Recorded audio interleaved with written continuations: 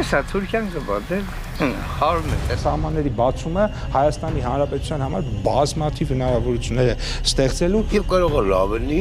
սահմանը շատ լավ լինի ժողովրդում, եւ կարող է վատ լինի։ Մենք գյուղատնտեսություն ենք անում կաբինետներում։ Վարում ենք, ցանում ենք, հնձում ենք։ Եթե պարտեզ է չեն կարող աճառել, այնից ավելի էժան կբերեն։ Անհանգստություն կլինի, վախ կլինի։ Ծիծաղի մի հավատա, լեզվի մի հավատա։ Մեր գյուղատնտեսությունը էտալու է անկում։ Գյուղատնտեսության համախառն արտադրանքի ծավալը վերջին տարիներին գրեթե չի փոխվում։ Ինչու՞։ Ծավալը փոխում է դեպի բացասականի։ Տարեց տարի ոչ միայն ընդհանուր աճը չկա, այլ նվազումն է տարեց տարի, սիմվոլիկ ցույց են տալիս որոշակի աճ, բայց ոչ ճիշտ վերլուծություններով, ոչ ճիշտ տեմպերով, քայլ առ քայլ փակեցին նախ ոլորտը կարգավոր քաղաքականությունը մշակող իրականացնող մարմինը, գյուղատնտեսության նախարարությունը իր բոլոր կառույցներով փակեցին, ինքնանպատակ չեն փակել, որովհետև հետևողականորեն տանում են կործանման եւ այսօր մենք աննախադեպ շատ վատ իրավիճակ ունենք, որը երբևիցե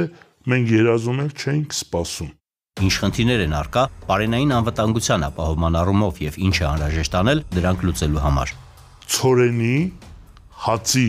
գծով իրենց իսկ հրապարակած տվյալներով 2024 թվականին կազմել է ոչ ավել, ոչ պակաս 22.8%։ Իսկ 2025 թվականին, երբ որ ամփոփեն ու հրապարակեն 2026 թվականին, ավելի վատ է լինելու։ Պակասել է նաև միջին բերքատվությունը։ 24 թվականին եղել է 21 տոննա հեկտարից միջինը կամ մինչև 2.5 տոննա, իսկ այս տարի ցուցանիշներն են արդեն օպերատիվ շատ ավելի վատ է։ Պետք է բոլոր ռիսկերը կառավարվեն գյուղատնտեսության մեջ, որովհետև այսօր ծախսերի ապահովագրման համակարգը իսպար փակել են։ Կարգտապաշտպան համակարգերը չեն աշխատում։ Ռոռոկման համակարգը բարձի թողի վիճակում է, իրացումը շատ ցածր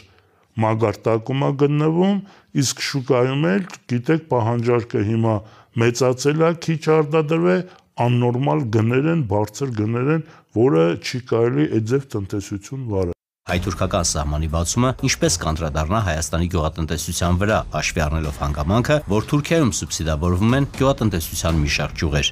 Ուրեմն, եթե մեկ բառով ասեն, Թուրքիայի սահմանը բացումը Հայաստանի Հանրապետության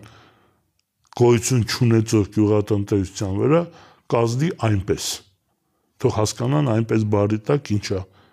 նշանակում, ինչ է թաքնված։ Իրանք տարեկան 2 միլիարդ դոլար մենակ սուբսիդավորման ծրագրերն են տալիս։ 2 միլիարդ դոլար։ Մեր մոտ գիտեք ինչ վիճակը չկա։ Այսինքն իրանք ցանկացած ապրանք ուզենան Հայաստանին նվեր կտան, կոնկրետ նվեր կտան, թող մարդիկ ուշադիր լսեն իմ բառերը, դեմպինգ կանեն, ցանկացած մտերքի, պտղի, գյուղարտադրական, ընդհանուր նաև տեխնիկայի գծով։ Բացարձակել գրեթե ոչ մի հեկտար չի մշակվի, ձեռնտու չի լինի, ոչ արտահանումը, ոչ շուկայում իրացնելը։ Մի բան, որ քարտադրած ապրանքի ինքնարժեքը լինի 250 կամ 300 դրամ, ծրի կոպեկներով պայմանական ներարկեն Հայաստանի տնտեսություն, ասեք ինչի, վերջնական տնտեսությունը կործանելու համար։ Մարդիկ էլ հողերը չմշակեն, հա, հողը արժե զրկեն բացարձակ, հետո կուզենան ձեռքը բերեն, ինչ ուզենան կանեն, մի քանի տարի հետո կխեղտեն հայ ազգին, հակառակ պրոցեսը կանեն։ Տնտեսությանը չվնասելու համար պետությունը չի կարող սահմաններն անվերջ փակ պահել։ Ինչպես կարելի է պաշտպանել տեղական արտադրողներին եւ չեզոքացնել հնարավոր ռիսկերը, որոնք կարող են առաջանալ թուրքական արտադրանքի ներմուծման դեպքում։ Նախ այս պահին դերևս երբ որ սահմանը բացած չի, արդեն գնում է տնտեսությունը փակա, վատ է։ Նշանակումը տեսեք, ես շեշտեցի, պետք է այս վիճակը պահող, որ կարողանանք դադարեցնենք արյունահոսությունը ոլորտի հետ կապված, սկսենք միջին ժամկետ զարգացող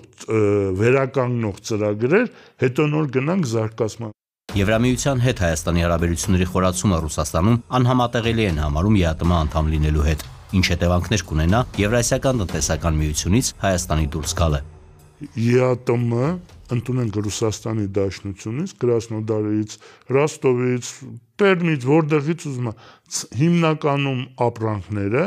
գալիս են Հայաստան, հասնում են Երևան այնպես, ինչպես Ախուրյանից Երևան։ Հաշված ճանապարհի խնդիրները, խնդրեմը, բայց քանի որ Հայաստանի Հանրապետության կառավարությունը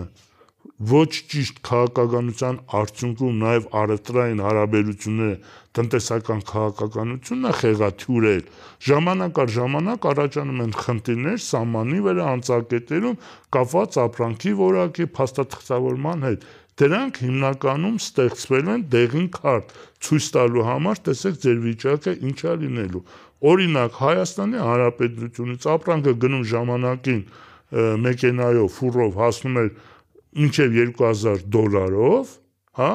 եւ հետ գալը ավելի էժան էր, ասենք $1500, հիմա դուք $4000 մեքենա չեք գտնի։ Նշանակում է եղած ապրանքի վրա թանկանալու է ամեն ինչը։ ԵԱՏՄ-ն այսօր փրկողա, ոչ միայն փրկողակա, ապահովում է մեզ այսօր ծովից, որովհետև ինքնաբավության գծով մենք բավականին Զամբյուղում գտնվող ապրանքների, սպառողական ապրանքների սննդամթերքի գծով ոչ թե ինքնաբավ ենք, խայտարակ վիճակը 22%, 26%, 30%, էներ պատերազմող երկրում ու տնտեսությունը չի անում է դրան դեմ առնելու քայլ, որ տեղում խթանի զարգացնում, ընդհակառակը հողերը չեն մշակում, անասնագլխականքում ապրում, տնտեսությունը կործանվում է։ Գյուղատնտեսությունը զարգացնելու համար ինչ ծրագրեր պետք է իրականացնի պետությունը։ Անհրաժեշտ է ընդհանուր քաղաքականության փոփոխություն, գյուղացիներին, ֆերմերներին երկարաժամկետ անտոկոս վարկ տրամադրել կամ արտադրած ապրանքը գնեին, վերամշակեն սուբսիդավորված գներով, եւ արտադրողը գոհ կլներ, եւ վերամշակողը, եւ արտահանողը, արդյունքը լրիվ այլ կլներ։